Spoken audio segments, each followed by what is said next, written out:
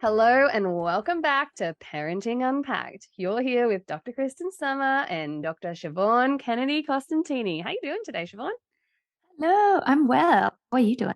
I am tired, actually. I just Yeah. got back from Canberra where I did like a conferencey networking thing. I was really conscious of my social depletion, but I've come back really, really tired. Um, Hmm. but that's okay because I knew that going in. I knew that it was going to happen. That's half the Um, battle. it is half the battle, and it structured me mentally to be prepared for it. So I'm just having a little bit of a slow start to the week, and that is okay. Well, I mean, particularly considering we had a public holiday for the Queen's birthday, but the Queen's dead, so that was weird.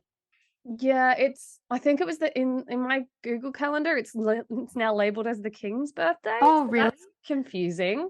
I did hear that it was being keeping the day and it's being changed to the King's birthday. Ironically, the Queen's birthday is not in October, it's in April.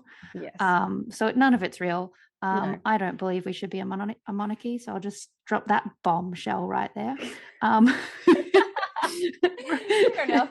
I mean, does um, it has such little impact on us mm, in Australia, to be honest. So I feel although, you. who would be on our money?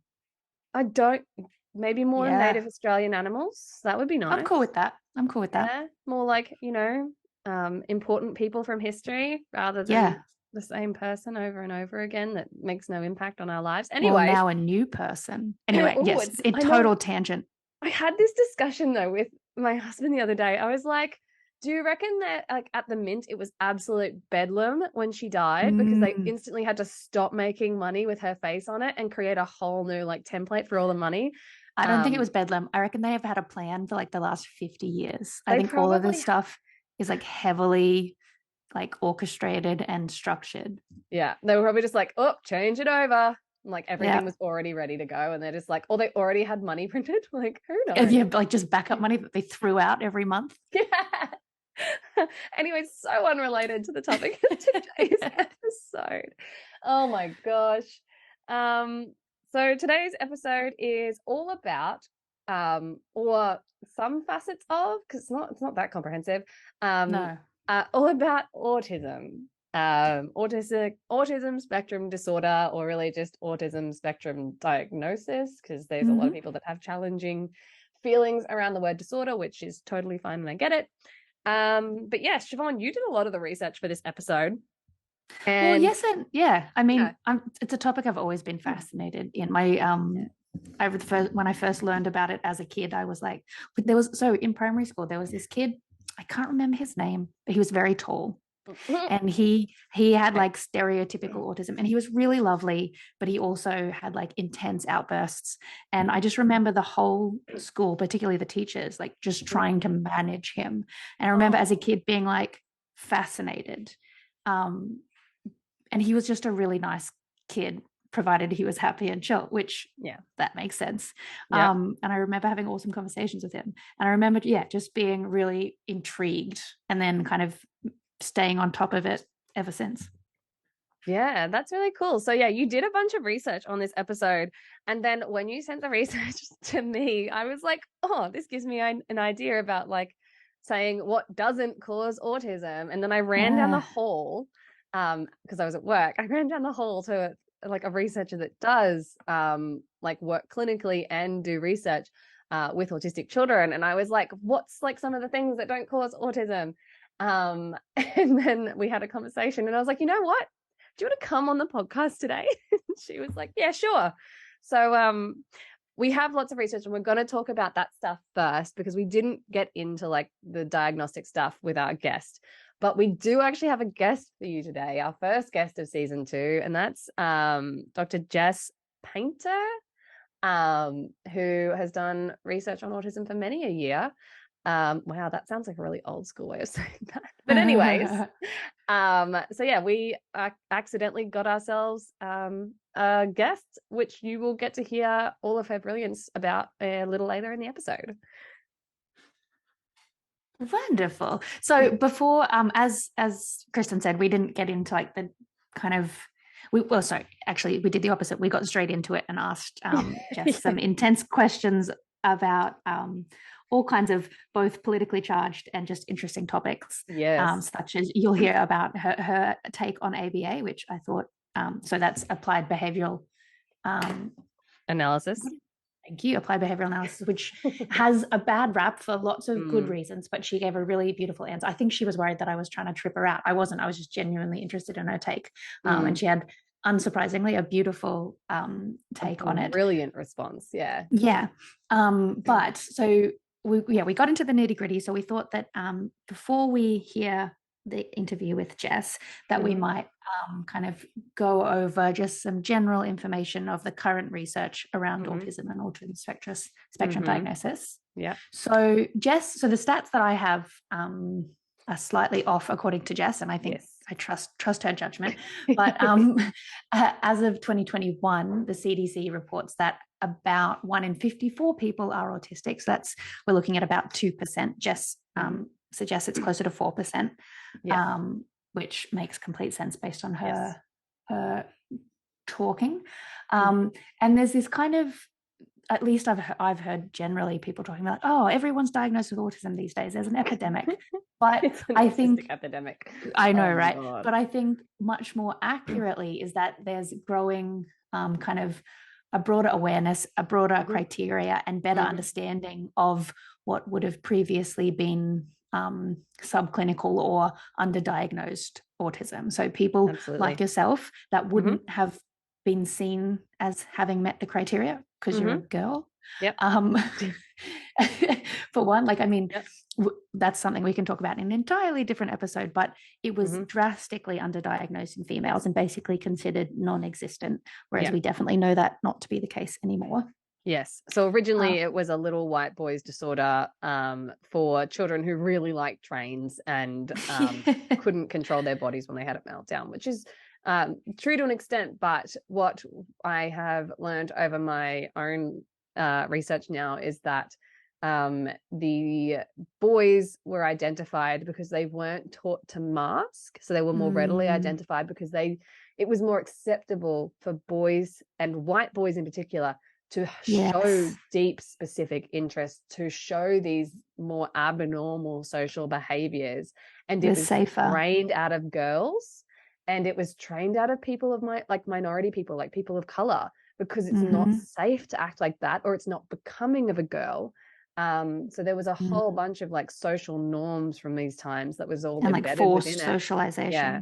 And like there's still researchers now that try to tell us that autism is a extreme form of male brain, and it's just the most disgusting hypothesis. And I'm shocked that some people in prevalent institutions still give talks on it. I still hear those talks, and it's just, oh wow. And some people want to die on that hill, and it's not okay. And I mean, that is accurate in that is how it was viewed for a long time. Yeah. But because it's a condition, for want of a better word, that we still don't understand very well, it means that our knowledge is growing and changing, which as a result you would think it would behoove people to update their information, but that's not always something people are very good at doing. Some people just suck. Yeah, so true. So do you want to, how about we'll go through the diagnostic criteria. I'll list them, the current, which as I said, they've changed, but we'll work with what the current diagnostic criteria are. And then you, if you want to, can share the ways that you experience these as a person with autism. Sure. Do you prefer autistic person or person with autism? I don't mind. I kind of, at the moment, I like having the identity of autistic person because it makes me feel like I've finally got something that explains my experience of the world, and that I'm not just some crazy person that doesn't feel like I just feel like I can't hack it. So now I've got this like new identity that makes me feel validated. But I know a lot of people don't want to be defined by their autism. They're just a person. So they want to be person first. So I think it just depends. But I am chill either way.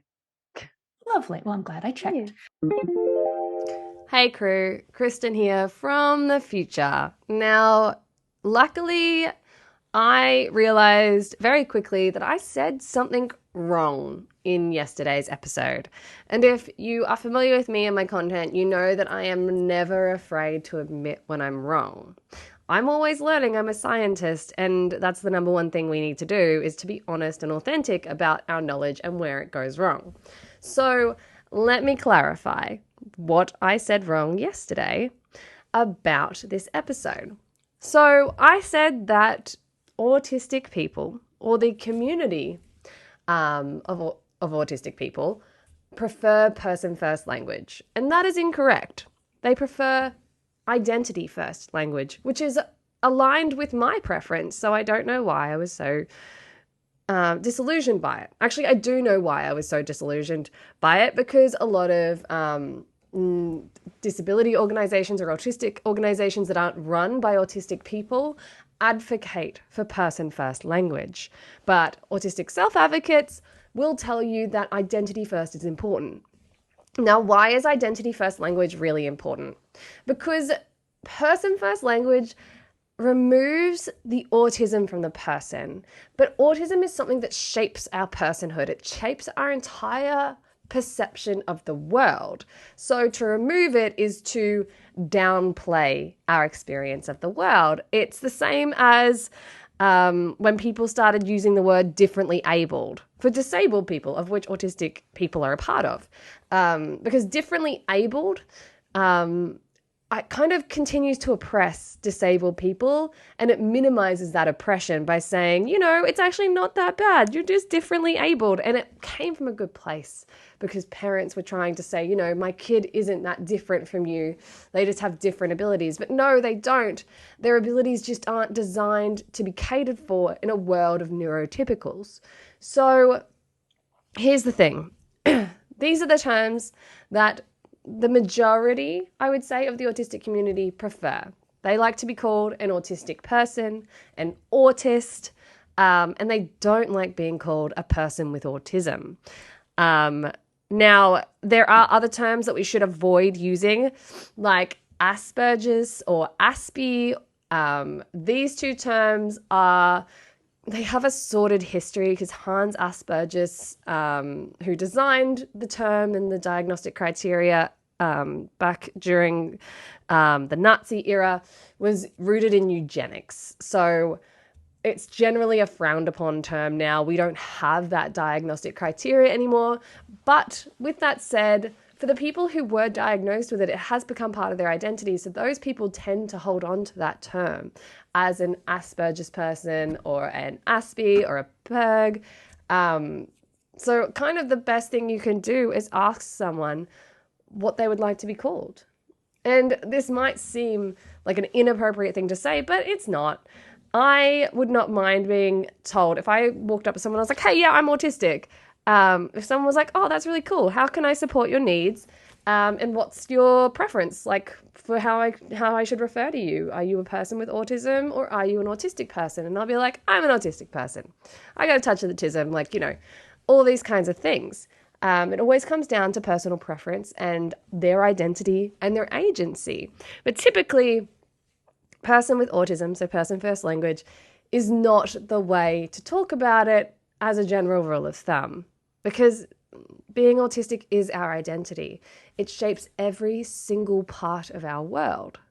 Now, in addition to this, female autism, not something we should really use, because it's actually masked autism. Female autism actually isn't different from male autism or Asperger's, whatever. They are the same. So the masked autists, I don't really know the right grammatical term here, are the same phenotype as the men. We just happen to be minorities, and society has shaped us in a way throughout our childhood and our adolescence to act a particular way that is seen as different from little white boys who love trains. And we do get into this a bit more in the episode, so I'll leave it there. And the only other thing that we should avoid saying, and what we should say instead, is we should avoid high and low functioning. Because for a great many people, this is really insulting. And for myself personally, I find it really insulting to say, oh, you're a high-functioning autistic person. Because that kind of, one, diminishes my experience of the world. But two, just makes it sound like there's a hierarchy to who's better than somebody else. And that's not true. So instead, we prefer low support needs and high support needs. Now, again, some people have the agency to say, no, I am a low functioning autistic person with really high support needs. And that is so totally fine. But as an holistic, a neurotypical, as someone without autism, you can't use those terms, or you shouldn't, because it's very insulting. But someone who identifies and has the agency to choose what they'd like can do so. So that's just my new learning of the week. I am new to this community. I'm trying to understand it. I'm trying to figure out who I am in it. And I am forever learning. And so if I get something wrong, I promise always to come back and correct the record as soon as I've known better, as soon as someone's told me I've done better. I figured this one out for myself after I spent, a long period of time ruminating, because that's my jam. But anyways, that's what we got this week. I will shoot you back to the episode right now. When it comes to an autism diagnosis, there are two main spheres where the diagnostic criteria applies. The first is social. So, hold up, I had a really lovely, here we go. So in its most basic form, autism spectrum disorder, again, that's the technical term, but we don't like it, is a neurobiological developmental condition that impacts communication, sensory processing, and social interactions. So there's two spheres, the social and behavioural. When it comes to diagnosis, in the first sphere, the social sphere, you have to have deficits in 3 areas. You have to have a deficit in social emotional reciprocity, non-verbal communication, and developing, maintaining, and understanding relationships. So with the first one, how do you experience deficits in social emotional reciprocity? Deficit sounds bad too. I don't love that. I think the thing is, I have been masking for my entire life, and I have learnt through like trial and error what's bad and what's good. So now I have to constantly remind myself of what's the appropriate response to something, like what should that be. So when I'm talking to one of my friends, I have to go in my head, okay, she likes to interact with me this way, so I'm going to interact back that way. And when someone like divulges something sad to me, I have to go, okay, what is the appropriate response? I have to think through in like an internal monologue every single utterance. And if I just like rapid fire respond, I almost always get a really strange look from people where they're like, that was not it. So yeah. So it's like, it's a very intent, it doesn't come naturally, or at least what does come naturally is not well received. Yes, I feel it feels very, very hard for me to engage in social or emotional like conversation at all. Like a conversation in general is exhausting, but I constantly have to think, what should I say? What shouldn't I say? And it's very hard for me to just unmask and say what I want to say, which I don't know what I want to say. I really don't know what I want to say. That sounds exhausting. I'm pretty tired. Yeah. Could be that. Also, I'll try desperately to stop myself from quizzing. Again, is not a great word, but I'm just so intrigued. You can quiz. And that's okay. Oh, no, we'll have a 5-hour episode, Kristyn. This is a good point. We've got 40 minutes with Jess. Okay, I'll quiz you in part 2, 3, and 4. Okay. Okay, go. Deficits in non-verbal communication, specifically for social interaction. But I didn't know that I did these until I went to the therapist that specializes in adult females with autism, who was like, yeah, within 15 minutes, you're autistic. So she told me that I have poor eye contact. And since considering it, I now realize that I don't look people in the eye. I look at their forehead. Like, I knew this about you already. Did you? Yeah. Wait, did you know it before I knew it? Yeah. Oh my goodness. So we can talk about this both off air. This isn't air, you know what I mean? Off whatever Tell recording. Me now. Okay, fine. No, so when you told me you had autism, I was like, oh yeah. And like not in a bad way. I love that. It made complete sense to me. I kind of had suspected already, but of course it's not. Wow. Well, firstly, it's not particularly relevant. Like I don't have to be like, oh, by the way, you're autistic. Yeah, exactly. Love that. But yeah, like there were, I kind of always thought it, and then there were other things that confirmed it later for me. Well, not confirmed. I mean, again, it's not relevant to me. That's whether amazing. You do or not. It makes no difference to my life. Well, anyway, you know what I mean. But I can't remember where I was going with that. Yeah, you just the eye contact. Yeah, I noticed it. Yeah. I love that. Here I was thinking I'm this like excellent masker. I'm a perfect social chameleon. You're just like, no. That's sorry. I don't mean that to be bad. Awesome. No, I love the fact that you noticed it, because then it means that I'm not crazy and making it up, and that I'm not just like some person masquerading as autistic, because that is a genuine fear I have every single day, and every time I talk about it, is that someone will figure out one day that's not actually autistic. I know. Well, look, it's my brain, and that is okay. I know. But anyways, sure. Yeah, moving on. The other things that I do, I apparently use over-exaggerated hand movements, and a lot of them. And that might be to make up for the fact that I'm not making great eye contact or talking very well. But more than anything, I feel like I'm performing. So I used to watch TV shows as a kid, look at how they interacted socially, and almost not just like emulate it, like get the gist right. Sometimes I would imitate it. Which is really common in girls with autism. Like in females with autism, it's super, super common for them to pick someone or a group of people and say, okay, that's working. I'm going to do that.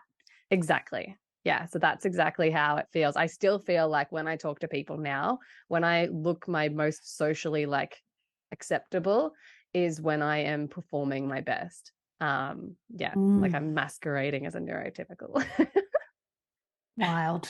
I know. Okay, and so the last of the three in the social kind of sphere is deficits in developing, maintaining, and understanding relationships. To all of my previous friendships, I am incredibly sorry. Hopefully this will contextualize my issues. I have a fundamental lack of motivation to seek out and maintain relationships. Like I can only ever fixate on one relationship, which has been tricky, but coming into new motherhood and having a child and a husband. But as a teenager and young adult, like juggling that like significant other versus friend, because I really only had one best friend at a time, was really, really hard. And I would just drop my best friend as soon as I got a partner, which is not abnormal for teenagers. But I still have such low motivation to actually go and see someone. I have no motivation to make more friends, despite feeling incredibly lonely and feeling like I need friends. Like I tried to figure out why I couldn't make friends, why I didn't want to for a long time. I just don't have the motivation. It's really exhausting. Even the people that I would consider friends, I don't really like. I have to remind myself that I should call them to check in because that's what they like. And that's exhausting, let alone like organizing a time to see them. Like, yeah, it's incredibly hard for me to motivate myself to work on friendships. I'm very fixated on just one person, or in this case, at this time in my life, it's two children, which is probably why as a mother, it's kind of burning me out more because it's no longer two just one children. person, you mean two people? Two people, one husband. Do you have a secret child? I mean, not now. I hope. I really fucking hope not. I ain't ready for that, man. No. Okay, lovely. And then of the behavior sphere, there are 4 types, but you need at least 2 of them. So the 4 types are stereotypical or repetitive motor movements. So that can be physical with hands, using objects, or using speech, insistence on sameness, adherence to routines or like ritualized patterns of behavior, highly restricted or fixated interests, which is the one that's kind of most commonly shared. You kind of talked about the stereotypical white boy who's obsessed with trains. That's the one we see, like a hyper focus. And then either hyper or hypo, so either very or not at all reactive to sensory input. So most often you tend to see hyperreactive, being very easily overwhelmed by lights, sounds, smells. But yeah, so those are the 4. You want to share how you I do. That experience sounds like fun. these? So with stereotyped and repetitive motor movements, we actually talked about this with Jess. I actually, a lot of you would already know this. I use fidgets now, but I used to pick the skin on my lips or the skin on my fingernails, or I used to rub my legs. I used to do a lot of physical repetitive movements. There was my mum told me I used to do a lot. I don't remember what it was. But yeah, she told me I used to do one a lot as a child. So yeah, skin picking is a really like damaging one. You'll hear more about that when we talk to Jess. Another one I do that I didn't realize I did for a long time until recently, is a vocal stim. And for a lot of autistic people or people with autism, vocal stims are just like random sounds. It's things that feel good in the throat. But for me, potentially it could be a mask or an alteration of a earlier stim where it found like it was beaten out of me, not physically beaten, but like convinced not to do. So I sing or hum a lot, like constantly. If I am at rest, if I am walking around a playground with my daughter, like I do it all the time. I will hum mostly, and it's infuriating sometimes because it'll be like nursery rhymes because it's just the song I last heard, and I do it over and over and over and over again. Dr. Knickerbocker has been stuck in my head for like a month. Not here for it. I don't sing it. It's just it's just in my head. I vocally produce it. Yeah. And I don't know. No. I think it's a self-regulation strategy. But that's stereotype. That makes sense though. Like in terms of nervous system, singing is like neurologically shown to really be incredibly calming on the nervous system. That's potentially why I do it. And I probably should feel less shame around doing it, because I find I'm really hyper aware of the fact that I do it sometimes and then have to actively stop myself because I'm like, oh, this is weird. I look like a weird person. Because when I hear other people hum, I'm just like, what the fuck, you weirdo? So I have to just challenge you on that in a few different ways. Firstly, who the hell cares? Secondly, I think I do. Sure. Okay. Sorry I don't mean to invalidate your experience. No, it's so fine. But you have an awesome voice. Yeah, it's still weird though. No, you have like one of the most beautiful singing voices I've ever heard. And it's lovely. Everyone should be privileged to hear it. So, ignore your mean voice. Yeah, I have so much social anxiety or social like awareness of like what is and isn't appropriate that it's just where my brain goes. I get it. I'm just telling you you're wrong. I love the fact that you can be honest with me. I really do. All right. Well, but to make this not a 2-hour episode, let's keep going. Sure. So yes, insistence on sameness, inflexible adherence to rules, or ritualized patterns of verbal or nonverbal behavior. So I am very rigid about certain tasks and routines, and it varies based on like my mental health, like where I'm at, how stressed my life is, all that kind of stuff. So I can remember being a teenager and cooking boiled eggs for breakfast every morning, and like I had to have boiled eggs or like I would feel like I'm going to pass out. And I actually have a lot of rigid routines about that. I'm working on getting rid of those, and I've actually gotten rid of a lot of them. But anyways, I would go to put the egg in. I cooked it the exact same way every day. But if you put a cold egg into hot water, sometimes it cracks. And the extreme amount of distress and meltdown I had when it cracked was just insane. Like, and it would happen so frequently. And I would eat this breakfast for years, like, and I still had to insist on doing it that way every time, despite the fact that it was far more likely to crack. And then when I moved to like a new house on a new cooktop, everything just fell apart because it was a different rate at which everything like cooked. And it was a mess. And upon reflection, I probably don't realize how many like rigid routines and tasks I have. Or they're just your normal. Yeah, but like having a child fucks all that up. Like no wonder I had such a major meltdown because I couldn't do any of the routines I used to have. Like, and I couldn't make new routines because my child was so sporadic. Like there was no routine or rhythm to her.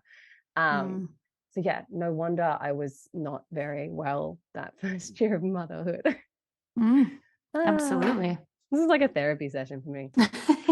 Thanks everyone for listening to my therapy session. You're welcome. No doctor-patient confidentiality here. No. Confidentiality. Also no doctors here, but anyways. Oh, I mean. Yeah, too, but not the right kind. Oh, for fuck's sake. I'm so sorry for all the swearing today. We're getting unhinged. Or I'm getting unhinged. Siobhan is very balanced. No, it's kind of you to suggest that we're getting that way and it aren't always that way. We just live that way. Oh. Anyways, so highly restrictive, fixated interests that are abnormal in intensity or focus. So my special interests, I have realized, tend to be very acceptable socially. And I'm very lucky. So my current special interest is social media and parenting, which is good because I'm a parent and I'm also a social media content creator. So that's excellent. Those are the things Look at you and your Venn diagrams just beautifully. I know. So this is a really bizarre one that I was like thinking about recently. As a child, like under 10, I was highly fixated on childbirth and would watch childbirth shows, like full frontal childbirth shows constantly, or anything with pregnant women, newborns and infants. Like I was obsessed, and it's such a strange obsession for such a small child to have. And so like I've always had this obsession, and I've had this obsession with babies my entire life. And I think that's what drove me to my PhD. So probably my work is also my special interest. But I don't know. Again, look at you and kicking goals with your Venn diagrams. It's very clever. Beautiful Venn diagrams. But also, is that masking? Have I chosen? I don't know if you can choose special interests, or if I've just like cajoled my life around them. That's probably that more accurate thing. Yeah, I mean, it's working. Whatever's working, it's functional, it's fine. Let's not question it. Except for the part where I became a mother and had a complete nervous breakdown because that ruined every other part of my life. Wow. I mean, it does for everyone in some. Yeah. No, it didn't ruin my life. I mean, like it really triggered my autistic self. Anyway. But in a way, like, I mean, as I'm sure you would recognize, like not to sugarcoat it, it was shit, obviously. Yes. But like a benefit, not thank goodness you went through that and aren't you glad? No, It was very shit. And something good that has come from it happens to include unmasking and coming to understand yourself better. Also, thank goodness I went through it. I'm very glad because look what it's done for me. I do think it's brilliant. Yes. But anyways, the last one. Now, you don't need to have all four, but like, look at me. Lucky you. So the last one is hyper or hyporeactivity to sensory input or unusual interest in sensory aspects of the environment. So I didn't think I had a lot of sensory challenges, but I really do. I just didn't notice because I try to like form my life around them. So I'm really sensitive to smells and any kind of fragrance. I'm really not okay with it. It makes me nauseous. It makes me stressed out. Bright lights actually really trigger me as well. I have taken to like hiding inside hoodies and my blankets, and it just makes me feel so much better. I have to choose certain types of clothes, which I used to like try to rebel against and like wear the social like norm clothes, which are very uncomfortable and very irritating. My hair, makeup, everything like that would agitate me so extremely and just put me on edge. But another hyperreactivity that I have is actually my internal sensory input output. I am very aware of my own digestive system, and it makes me very, very, very uncomfortable and often triggers panic attacks. So there's that. So I thought I was like sweet on the sensory side, but I don't think I am. Look, again, those all sound challenging. And regarding diagnosis, so severity is based on how much those impairments affect your life. Yes. They need to have been present since early development. Whoa, sorry, that was my door. Banging closed. And then yes, that they're needed to clinically and significantly impact your life in some way. Yeah. So for a lot of people with autism, they can't work full-time jobs. They can't work normal jobs. I think I, without knowing it, really put myself into a job that is amenable to my neurotype, because academia is a mecca for the weird and wonderful people of the world. Full of neurodivergent people. We are so weird, and you can be whoever you want to be, and no one even bats an eye twice, because also a lot of them have social deficits. Like when I went to my conferencey thing last week, I like noticed a few people where I was like, oh my God, am I acting like socially inappropriately? And then I was like, wait, no, they also have social deficits. So they're not looking at me and I'm not looking at them, and we're all having a fun time. And I was just like, everyone. I just had these like little T-Rex arms the whole time too, where I was playing with my flip link while talking to people. And it just like, I'm sure if someone like showed me a video of it, it would have looked fucking ridiculous. I love that you've described them as T-Rex arms, because as soon as you said that, I pictured exactly, I know exactly the hands and arms that you're making, like, and how you use your hands, because that's when you're like, it's like, that's how you would hold your body walking around poster seminars at conferences, because you were super interested. Not always. Really? Oh my goodness. Because you were super interested, and like, anyway, I did not know this about myself. I really appreciate that you're this observant, that you can be like, you've been doing this for a long time. Here I am thinking I'm letting my weird show. It's always been there. I mean, I've had this conversation with several autistic people who have had this same exchange where I'm like, oh yeah. And they'd be like, wait, no one ever knows. I'm like, oh, but I think because I've always been interested in autism and people who have it, I've always been hyper curious about how people interact socially. I love that. And so you're not the first person I've had this interaction with. And look, you're not the first, but you're my most favorite. You're not the first person I've met that is hyper curious about my experience as an autistic person, because I don't know if I told you this, but here's a really funny story. So I was at this university while I was away, and like I found the social psych. So I was at like a linguistics conference, but I found my way to the social psych somehow, and then ended up like going to the pub with them all. And like this really friendly old man, like not that old, like, you know, like maybe 10 years older than Mark. So what's that, like 50, 60? 50, 60, yeah. Yeah, somewhere around there. He joined our little group. Like he was obviously from the psych department as well. I don't really know these people. But I was like, well, let's just see what happens. Like it could be good networking. And he was so curious. He asked me so many questions, and I was like, you know what?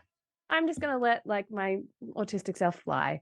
And I was just like super honest about my experience, how I work, the weird ways that I work, the weird ways my brain works, my childhood experiences. He was so good at asking questions. And he was a clinician who's specialized in like psychotic disorders or whatever. And so 2 hours later, we were the last people there. He's like, I'll give you a ride home. Make sure you call me when you come down to Canberra next, and we can go out for coffee. And I was like, yeah, cool. What's your surname? Because I only knew his first name. And so he gave me his surname, and then he said, I'm the director of so-and-so. And I was like, what is that? And he's like, the School of Psychology.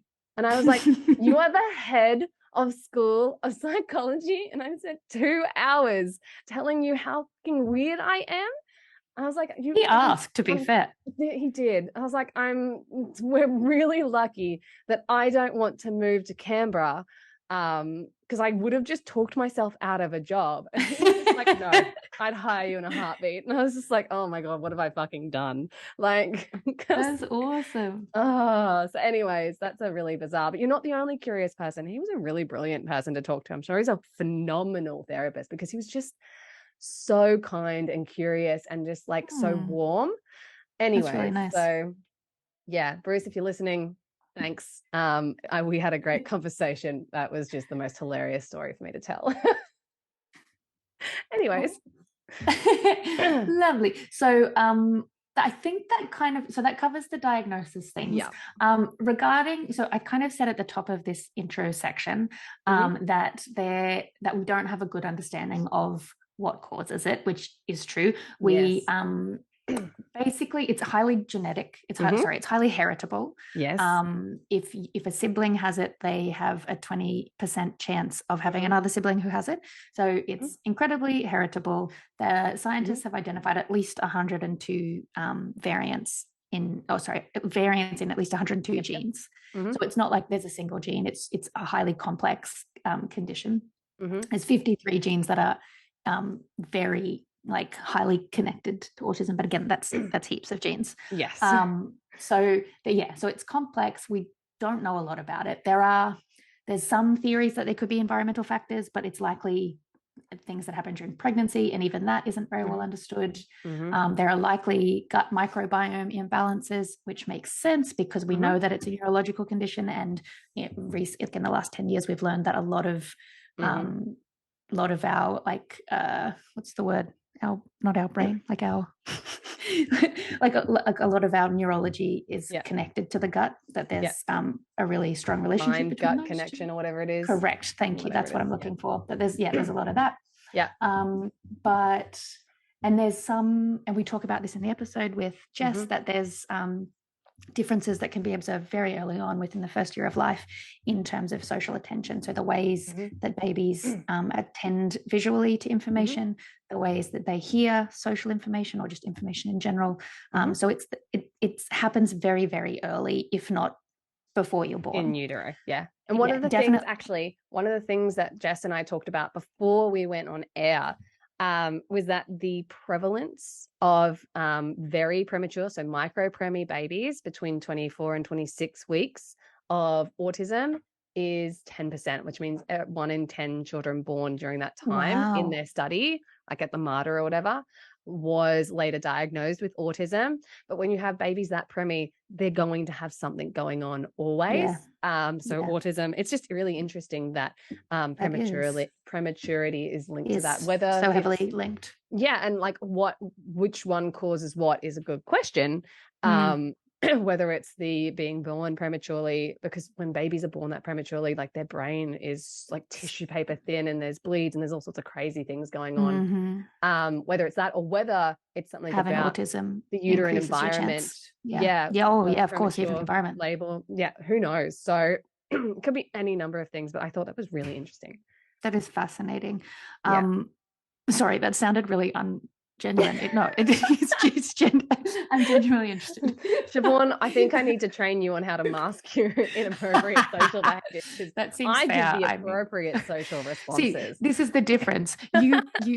You mask and think about it and care. I just say what I think and then. I wish I was you. I wish I just didn't give a fuck, but fuck, I need to stop swearing though. Like, anyways, moving on. I support it. Although we could be, I was about to say we could be demonetized. We're not monetized. We're not monetized. There is no monetization. We are poor. Well, poor. We're poor podcasters, but we're not generally poor. We're middle class people. Sure. Anyways, we're super privileged. All of that aside, we need to stop talking. I know, because let people choking. Actually listen to Jess. She had amazing things to say, much more eloquently and articulately than we are currently speaking. So let's hand on over to the episode to Jess, which was recorded just prior to this. So I don't know why this is the intro. It's very confusing.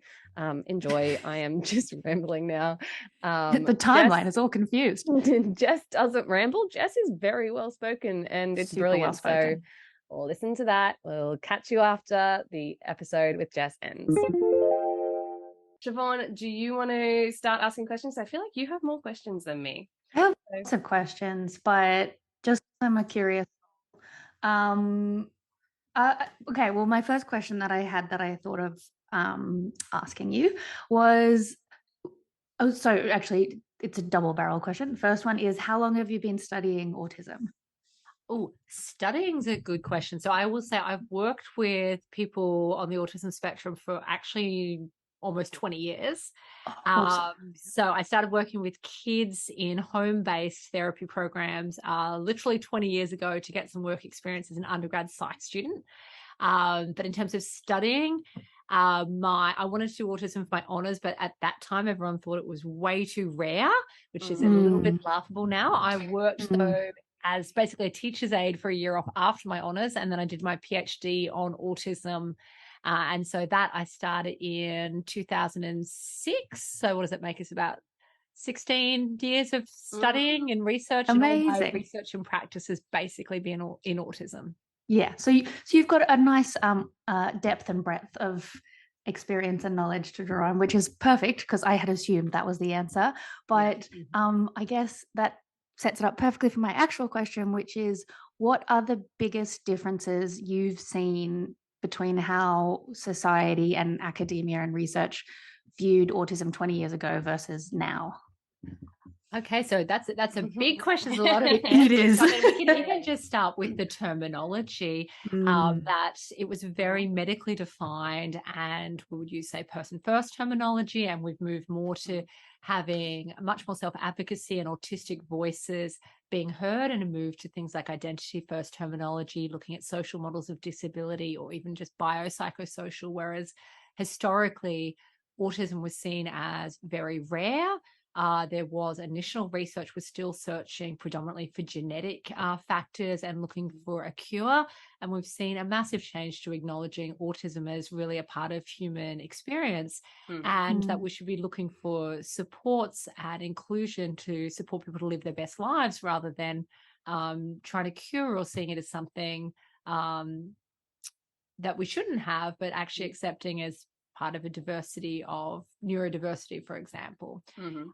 We also are acknowledging that it's not rare, and it's not just little boys, and it's not just children, and seeing that autistic people grow up to be autistic adults, and that they have children of their own as well, and they can be women, and they can be a variety of races, for example. And so we've seen a huge shift in our understanding of the diversity of autism as well, and also acknowledgement that it can occur across intellectual abilities and across genders, and seeing a move from really that genetics and biological research to more social research and understanding of quality of life and mental health. I mean, we still have a very long way to go, but having a shift really from that sort of search for a cure or genetics to actually looking at supporting and influencing the culture and society as well. So that's been a really big shift, and also saying that just autism is not rare.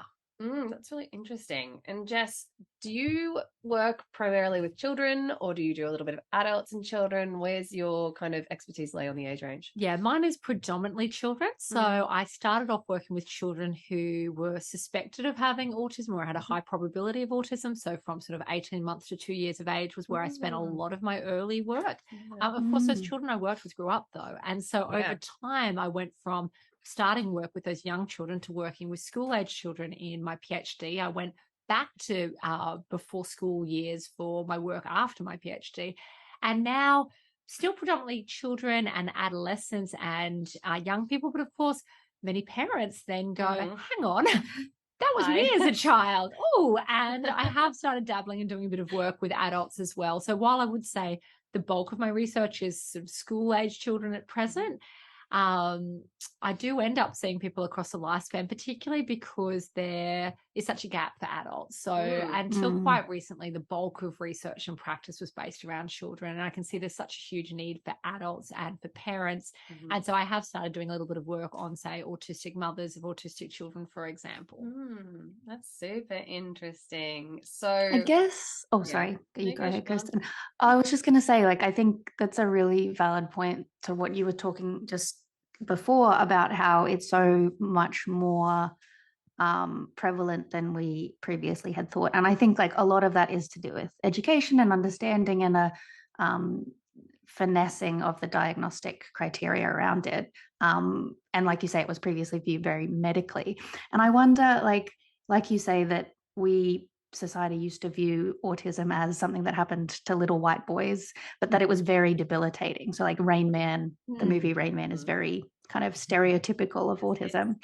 And I wonder like that the reason perhaps that adults who are now only being diagnosed, and yourself included, Kristyn, that it is this umbrella term and it captures such a diverse experience that are of shared traits, obviously, but that like historically the children who had really debilitating experiences grew up to be adults who couldn't function. And so that's the version we have. But as you say, like there's people who have it and have become very successful in their lives and managed perfectly well. I mean, to differing degrees.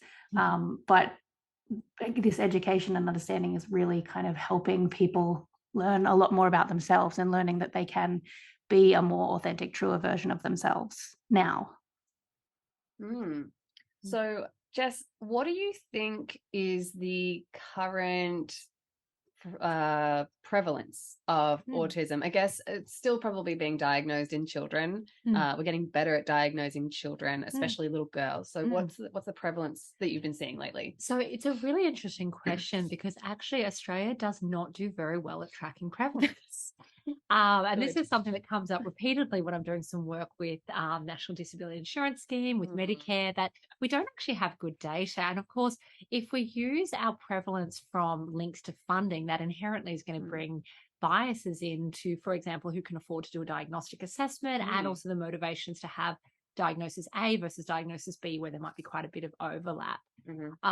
But if we look at the ABS data, which is a few years old now, for example, we see up to sort of 3 to 4% prevalence in school-age children, but like 1% for adults, which I think reflects to those priorities for seeking and accessing a diagnosis, because we know that for children and young people, until quite recently, they were the only ones who could actually get therapy or support. So we see lower prevalence rates in places like rural and remote, where it's like, well, what's the point of getting a diagnosis if I can't access any supports? Because there are no providers out here. Or, you know, I may be not even able to see a psychologist or a psychiatrist or a medical practitioner to get a diagnosis in the first place. So we do see big differences across groups. But some of the data that's coming out of Victoria, for example, and following some cohort studies, we're seeing prevalence more like about sort of 4%, which is consistent with what we see internationally in the CDC studies, even though they're flawed in different ways again. But the short version is we're definitely seeing higher prevalence than historically. And it seems to be settling around that sort of 3-4% when we've got large sample sizes, but Australia really needs to invest in better data collection. So 4%, is that 1 in every 25 children? We expect one child in every classroom. One child in every classroom. That's incredibly high. But I guess being a low support needs person myself, who went through all of schooling with like slight major social issues, but fine academic trajectory, I guess that shouldn't surprise me at all. So wow. Siobhan, do you have any other questions? I mean, we've got I've got so many. Go for it. What's the next? No, I mean, there's just so many. Like, I think so. We know, and hopefully, lots of through greater education of the general public, lots of our listeners know as well that by far and away, autism is a neurobiological condition, for want of a better word. And I know from my own interest in just kind of staying on top of the research that there are differences in how babies who are later diagnosed with autism, how they respond to auditory tests in infancy. And then also I didn't get to do the research, which was really frustrating, but I worked in a lab that did some research looking at how toddlers who, again, were later diagnosed with autism had different visual tracking paths. And I was just curious what you could share about your own knowledge and research about kind of those ways that we can see that autistic people have those differences in whether it's attention or visual information or like those kind of neurobiological or physiological differences.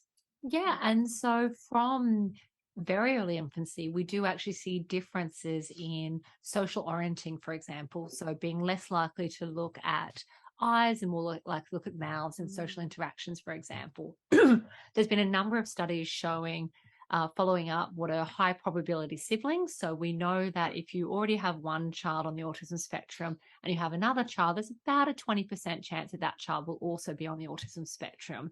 And even for those who are not, they're also more likely to show autism traits, even if not the full a number of traits to get a full formal diagnosis. And so we might call that the broader autism phenotype, for example.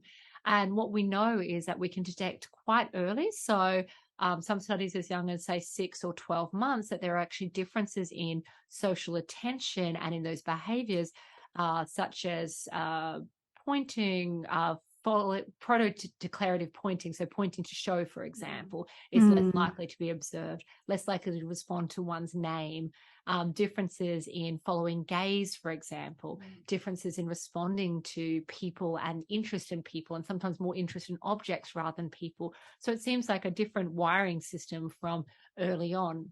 But we also know that those differences in social orientation, we can have really a cooperative effect here.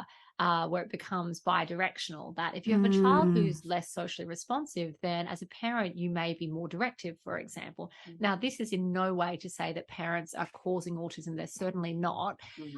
But this is saying that the way that you interact with the world affects how someone interacts back with you. And so in that way, we might actually magnify for those who would acquire social skills no matter what, then it doesn't take a lot of social input to gain them.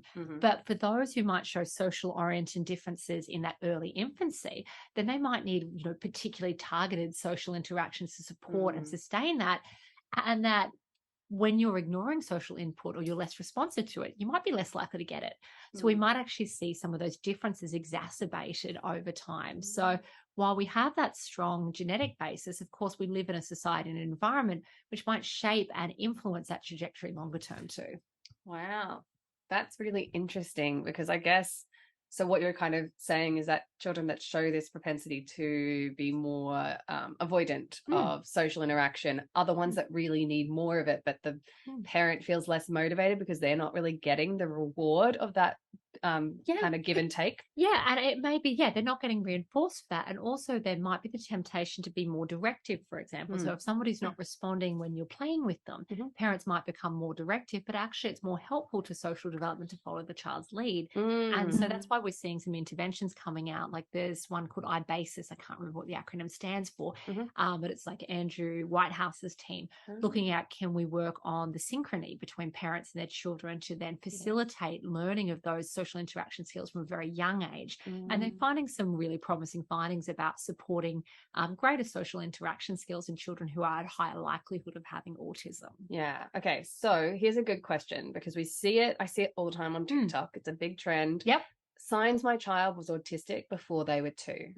And so a lot of the things they share, though, look like prototypical child behaviors. And you see in the comments that parents start spinning out because they're like, oh my God, my child has autism, because they are excited. So they jump up and down or flap their hands a little bit, or they spin and things like that. So of these things that we know are indicators in the first 2 years of autism, how many of them can be readily observable in a way that can be communicated in videos on TikTok like that? So here's a really tricky thing, is that the most reliable signs in early infancy and toddlerhood are actually the absence of things, not the presence. Yeah. So please don't panic if your child flaps, they jump up and down, they're excited, they like to do things repetitively.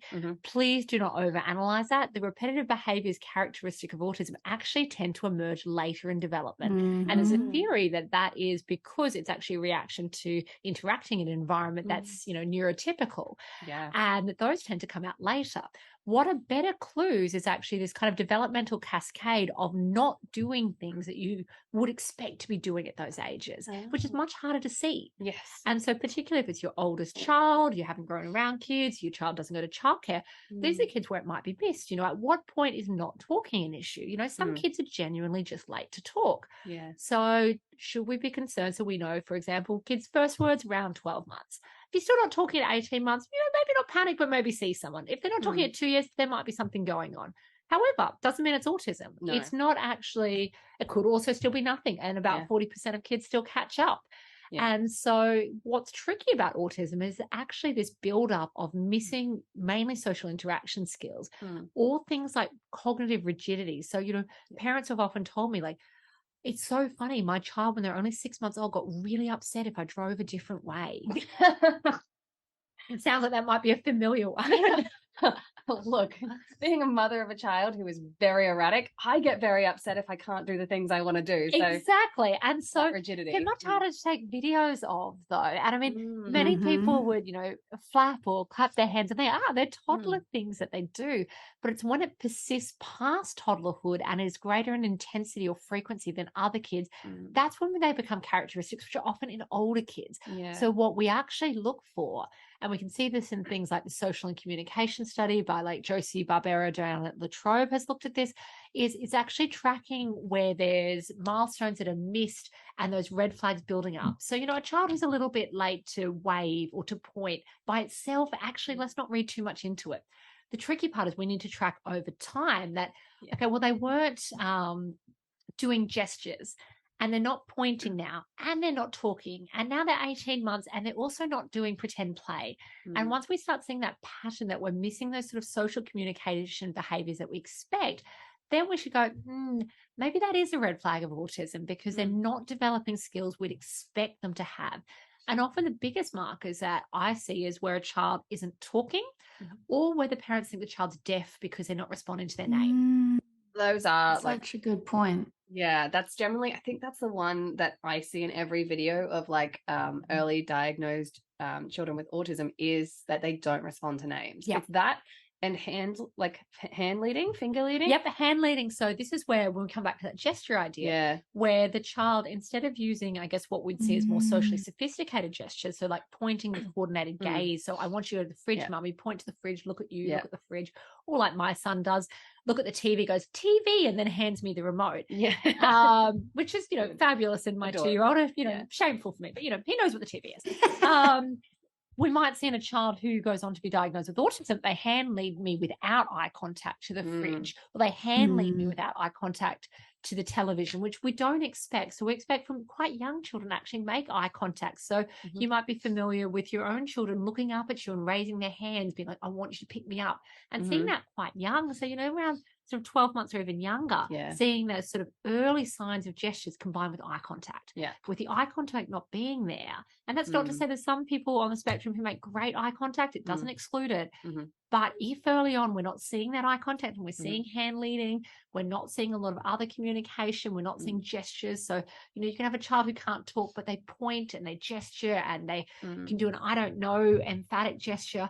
But if it's just hand leading and no other gestures, I kind of go red flag, let's look into that one. Yeah, that's super interesting. You can have the next question, Siobhan. Thank you. No, I think it's such a perfect idea. I like to share that kind of a sentiment that just because your child does one or two of these things doesn't mean it's autism. And I guess the real challenge with children and the developing mind is that all of these things are coming online at their own pace. And like you say, it's this pattern of behavior that we have to look for rather than like an individual thing. And obviously so many other kind of conditions or issues can be mislabeled as autism. Like I know, for example, language, like a speech language delay or anything, or kind of language processing disorders are often mislabeled as autism, partly for diagnosis and funding purposes, which you kind of alluded to earlier, but then also because they share a lot of the same traits. But because like obviously so much of autism is cognitive patterns, which we don't have any evidence of that in little ones until they're able to talk. And obviously children with autism have delayed speech, so we often aren't aware of what's going on in their head until much later, which is obviously why it's diagnosed quite a bit later than some other conditions.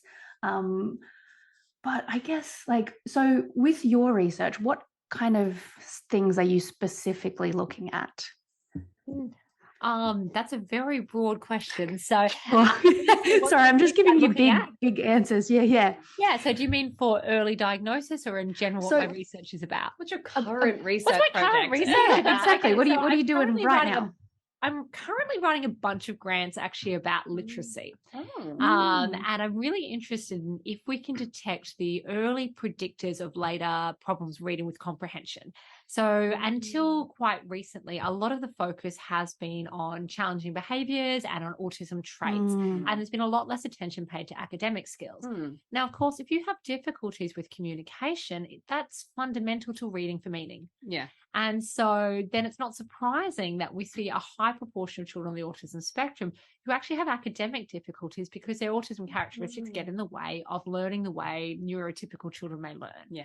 So if you're having difficulties with understanding the perspectives of a character or following somebody's joint attention to look at pictures in a book, it might actually affect the way you learn from before you even start school. And so we know that literacy development starts well before you go to school. So you read books to your kids, you point out things, you talk, all these kinds of early activities we might call emergent literacy skills. And so I've been doing research to understand how many children do have reading problems, which is actually 40 to 70% have difficulties reading with comprehension by the time we get to school.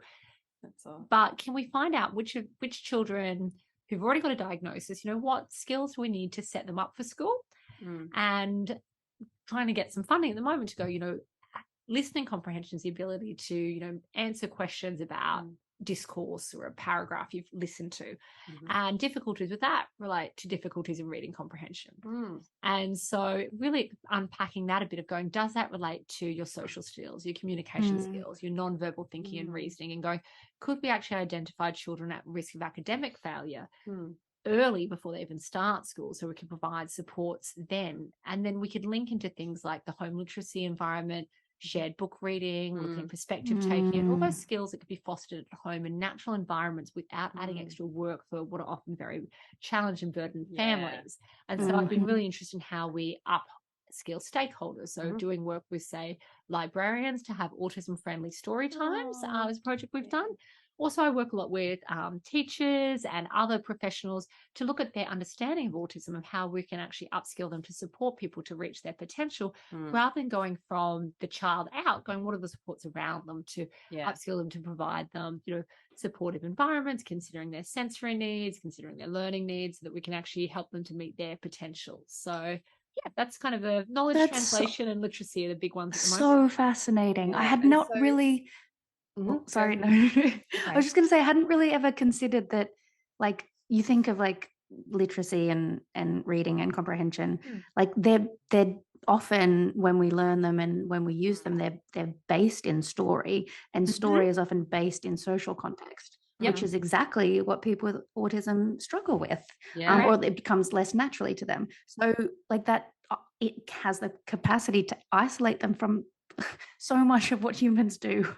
Yeah. And so when we're thinking now of that shift from, trying to look at genetics to going real world problems, that if you can't read, I mean, reading has been conceptualized as a human right, because you need to be able to read to access and participate in society. If you want to learn, if you want to have a job, if you want to have relationships these days, can you read the text on Tinder or whatever your favorite platform is? If you can't read, you are isolated from so much. Absolutely. And I think I want to pick up on something that you said just before, which was that you're working on creating the supports around the child. And this is that shift of moving from changing the child to changing the environment, because changing the child means teaching them how to mask and doing a bunch of things that are really exhausting for them.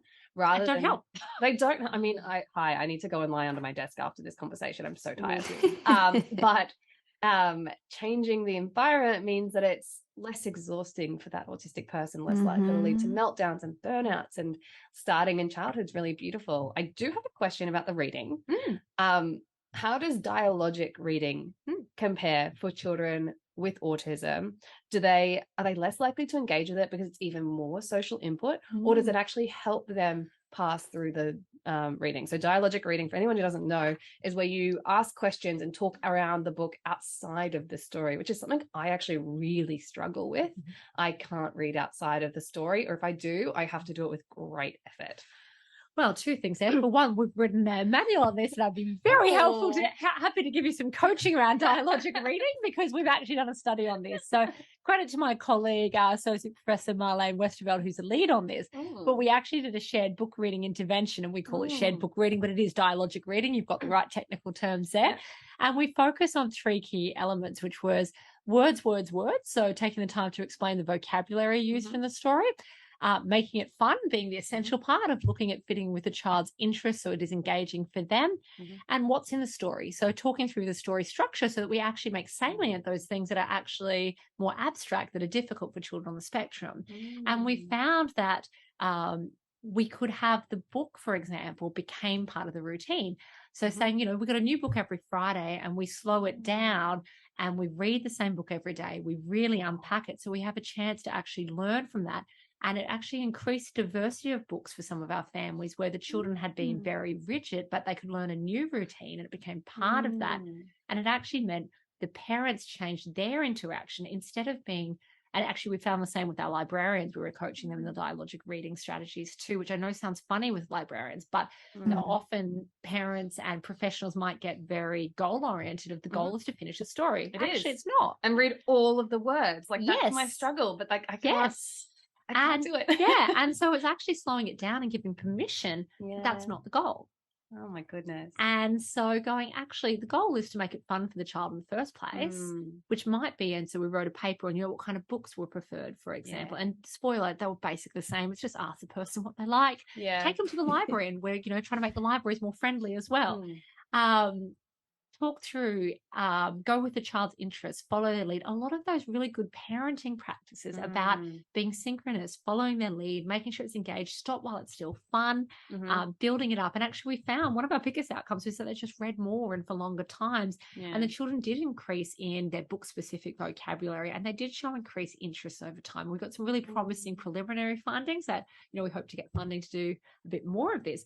But actually, dialogic reading seems to help. And it's something I want to come back to when you mentioned about changing the learning environment, that a lot of what we're doing is actually just good practice for everyone. That's what I was about to ask you. It was like, this sounds like a lot of the stuff that I share on my social media platforms that Siobhan shares about, like, for typical children, like, this is how you raise a happy, healthy, emotionally adjusted child.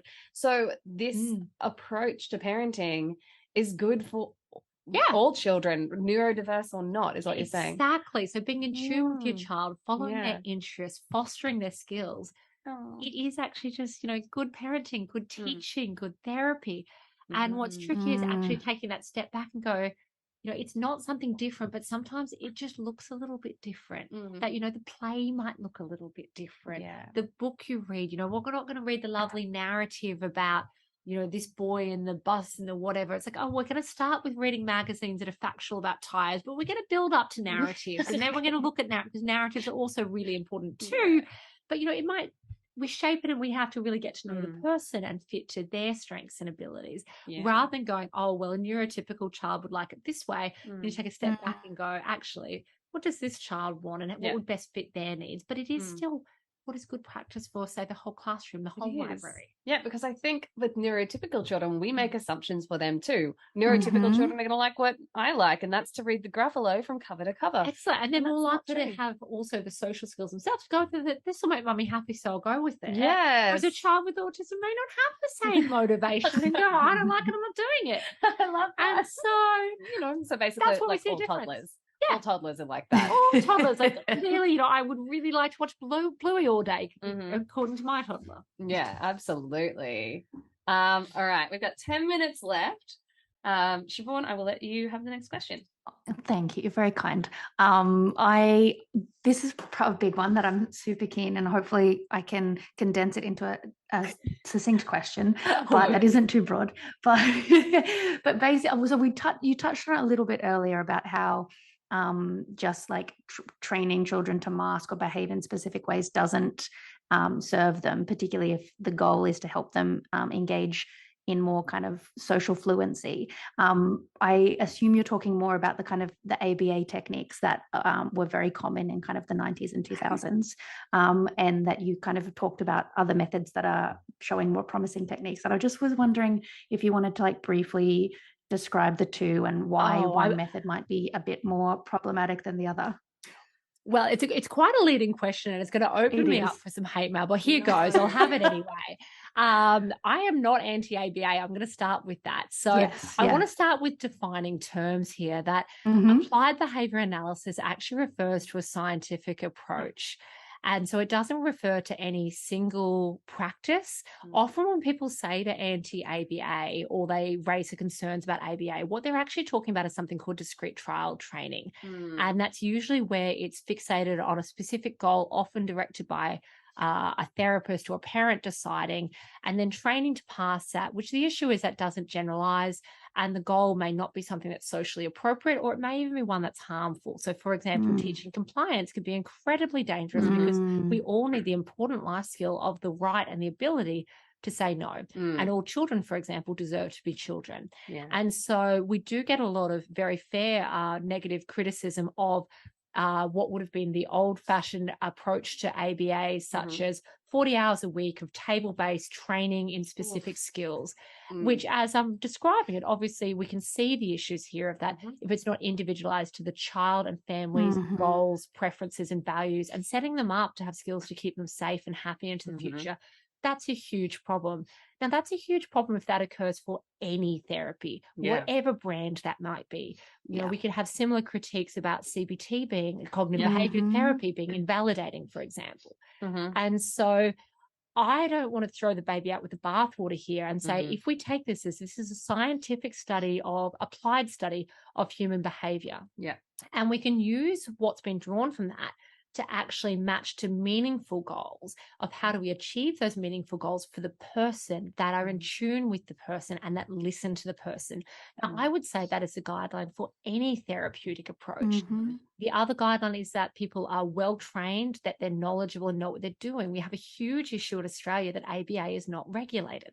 So anyone can say, hey, I'm a behavior therapist, and it's not a regulated term. So there are dodgy practices, and I have no doubt of the stories of people who have experienced PTSD or other negative outcomes, which we also hear from a range of other therapies if they're done by unqualified, inexperienced practitioners who are driven by their own agendas. I think that's a huge problem in the autism space in general, that there is a lot of snake oil. And so when looking for therapies and supports, they should be number one, child-centered and achieving the goals and aspirations of that child and that family, and that they are seeking to not normalize the child, because we know straight up it doesn't work and it causes harm, that we don't want to make anyone less autistic, for example.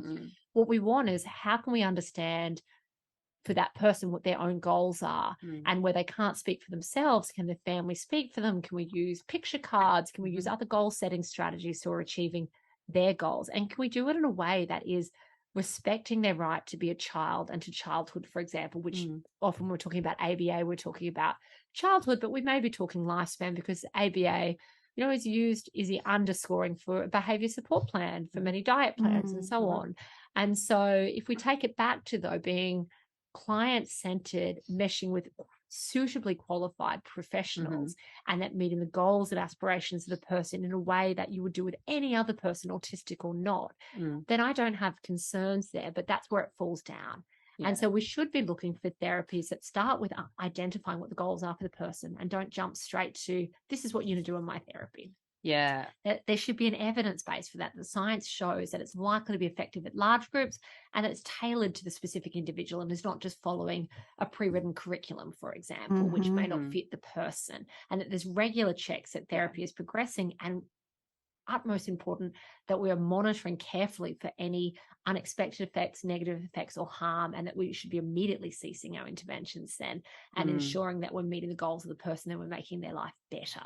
That is probably the best answer. It was a beautiful answer, and probably the best clarification I've ever heard about like the ABA critiques and what's really the misinformation that kind of goes around in the autism community, in the circles, and then autistic on TikTok and all that kind of stuff. That really clarifies it really, really well. I do want to bring in what's probably a really good example of different needs to keep different people safe, and where some of the more punitive methods might be more desirable based on the family. Because one of the books I've been reading lately is Dr. Devon Price's Unmasking Autism, and they talk about the like minority groups, like African Americans, needing to suppress or mask some of their more outward behaviors so that they aren't at extreme risk of being arrested or shot or something like that, because stimming in public on the street as a fully grown black man, or even as a and there's been a number of deaths, and even as a teenager, it might be the lesser of two evils, because that family wants to keep their child safe, and that's a really awful example, but I think that is a good one of why there needs to be a variety of therapies. And why it needs to be tailored. It's an awful example. I think looking at, we live in a society and culture, making sure the goals are fitting. If the goal for that family, that child is, I want to keep myself safe. Then how do we safely let you express yourself in a way that, unfortunately, I have heard of many of the examples in the US, that you can do that you're not going to be in physical danger. And again, it's coming back to what's that person's goals? I haven't decided that goal. And we want to, at the same time, work at raising awareness. And I've got colleagues here who are actually working with the police, for example. Oh, wow. So we do want to still make the world a better place long term. But in the short term, what do you do tomorrow? And the examples I've had working with children is where sometimes the self-stimulatory behaviors are actually causing them physical harm. So where we want to, they might be have a very high pain threshold, for example, repetitive scratching, for example. And how do we No, that's sorry. I'm pointing to my lips. Sorry, I just confused Jess. Yes. I pull my skin off my lips. That is a harmful behavior because I make myself bleed.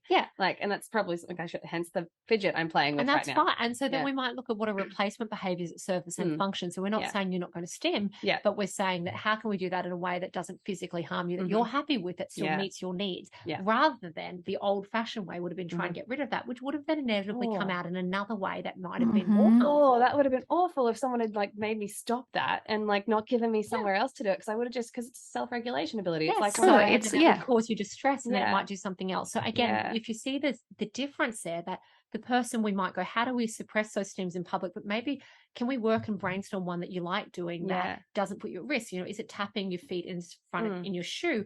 Is it, you know, you get to play in a particular area of your house, you set a time that you're allowed to do it, that you get to engage in that, rather than extinction or getting rid of it. And so then working with the person of going like, you need this, but how can we get that need met in a way that's not going to harm you or harm someone else or put you at risk? Absolutely. I think the one that I ended up doing for my entire life as an inadvertent mask was vocal stimming, singing. I hum constantly as a self-regulation technique at rest. It's just what I do. That's what I do. And I mean, and it's not appropriate for me to pull the skin off my lips in public, that's what I do. But it's not as quite as satisfying as pulling the skin off my lips. But anyways, it's very satisfying to the listener. You have a beautiful voice. Lovely. Oh, it's just a bit weird when she does it constantly. But anyway. But it's also recognizing that everyone stims, and that neurotypical people just do it in a way that's often been more socially acceptable because they're the majority. But it's around meeting the person's goals. That, you know, if that works for you, awesome. That's not a therapy goal. And that's where therapy has changed over time, whatever brand of therapy we talk about, of acknowledging that actually it's not up to me to decide your goals. And that's been the big shift. Yeah, that's beautiful. And Jess, that's all we have the time for, but that was an absolutely brilliant discussion. Thank you for coming on at the very last minute when I dragged you out of your office. Very happy. Thank you so much. Siobhan, any parting words? Thank you, Jess. No, it was wonderful. So glad to be able to pick your brain. Woohoo. Thanks for having me, Siobhan. Nice to meet you. Amazing. All right. See you, Jess. You just heard the wonderful Dr. Jess Paynter talk to us all about autism, and this is no doubt the first of many episodes all about it, because it's fascinating and interesting. And of course, we're no doubt all super interested to hear Kristyn's like personal experience of diagnosis and life experience, etc. Right? Yes, I'm also You're going to tell us, aren't you? I am also curious to hear about it, because there's a lot of things I haven't learnt yet. And I think I use this as a way to process and talk through these things and figure out more about myself. And that's really fun, because I don't know why I'm doing it on a public platform, but here I am. That's just who I am. Why not? Yeah. So we are currently talking really fast and choking and waffling on our words because we don't pay for Zoom. So we use the free version, which means we have 40 minutes to record this in, and it's currently 1 minute and 49 seconds left. So with that being said, Siobhan, do you have any important messages to say goodbye? Everyone be happy, love life. No, I've got nothing.